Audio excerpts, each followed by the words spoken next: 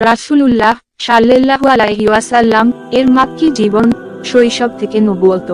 নবী জীবনকে আমরা প্রধান দুটি ভাগে ভাগ করেন এবং মাক্কি জীবন ও মাদানী জীবন। মক্কায় তার জন্ম, বৃদ্ধি ও নবুয়ত লাভ এবং মদিনায় তার হিজরত, ইসলামের বাস্তবায়ন ও ওফাত লাভ। আরবের মরুদুলাল শেষানবী মুহাম্মদ সাল্লাল্লাহু আলাইহি ওয়াসাল্লাম হেজায়ের মক্কা নগরীতে জন্মগ্রহণ করেন ও সেখানে জীবনের 53টি বছর কাটান, যার মধ্যে 13 বছর ছিল নবুয়তি জীবন। অতঃপর তিনি মদিনায় হিজরত করেন ও সেখানে জীবনের বাকি 10 বছর কাটান। অতঃপর সেখানেই 63 বছর বয়সে মৃত্যুবরণ করেন। বুখারী হা 3902, মুসলিম হা 2351, মিশকাত হা 5837 পূর্বপুরুষ।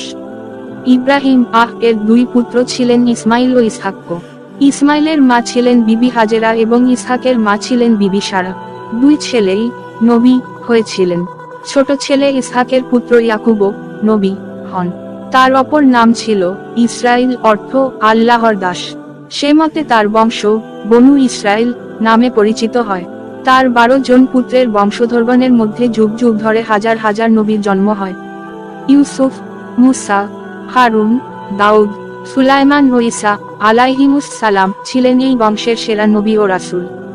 বলা চলে যে আদম আলাইহিস সালাম হতে ইব্রাহিম আলাইহিস সালাম পর্যন্ত হযরত নূহ ও ইদ্রিস সহ 9 জন নবী ব্যতীত বাকি 1,24,000 নবী রাসূলের আহমদ হা 22,342, তাবারানী মিশকাত হা 5,737 প্রায় সকলেই ছিলেন ইব্রাহিম এর কনিষ্ঠ পুত্র ইসহাক এর বংশধর অর্থাৎ বনু ইসরাইল, যাদের সর্বশেষ নবী ও রাসূল ছিলেন হযরত ঈসা অন্যদিকে হযরত ইব্রাহিম এর জ্যেষ্ঠ পুত্র ইসমাইল এর বংশে একজন মাত্র নবীর জন্ম হয় এবং তিনিই হলেন সর্বশেষ ও সর্বশ্রেষ্ঠ নবী ও রাসূল হযরত মুহাম্মদ সাল্লাল্লাহু আলাইহি ওয়াসাল্লাম।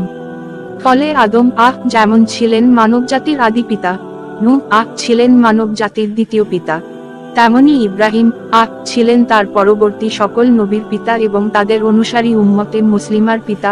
হজ্জ 22-78। ইব্রাহিম আল্লাহর হুকুমে দ্বিতীয় স্ত্রী হাজেরা ও তার পুত্র ইসমাইলকে মক্কায় রেখে আসেন ও মাঝে মধ্যে গিয়ে তাদের খোঁজ খবর নিতেন। তারা সেখানেই আমৃত্যু বসবাস করেন। অন্যদিকে তার প্রথমা স্ত্রী সারা ও তার পুত্র ইসহাক ও অন্যদের নিয়ে তিনি ফিলিস্তিনে বসবাস করতেন এবং এখানেই তিনি মৃত্যুবরণ করেন। এভাবে ইব্রাহিম এর 2 পুত্রের মাধ্যমে মক্কা ও শাম, ফিলিস্তিন 2 অঞ্চলে তাওহীদের প্রচার ও প্রসার ঘটে। কুরআনে বর্ণিত 25 জন নবীর মধ্যে আদম, নূহ, ইদ্রিস ও মুহাম্মদ সাল্লাল্লাহু আলাইহি ওয়াসাল্লাম বাদে বাকি 21 জন নবী ছিলেন বনু ইসরাইল এবং একমাত্র মুহাম্মদ সাল্লাল্লাহু আলাইহি ওয়াসাল্লাম হলেন বনু ইসমাইল। বলা চলে যে এই বৈমাত্রেয় পার্থক্য উম্মতে মুহাম্মাদির বিরুদ্ধে ইহুদি নাসারাদের স্থায়ী বিদ্বেষের অন্যতম প্রধান কারণ ছিল।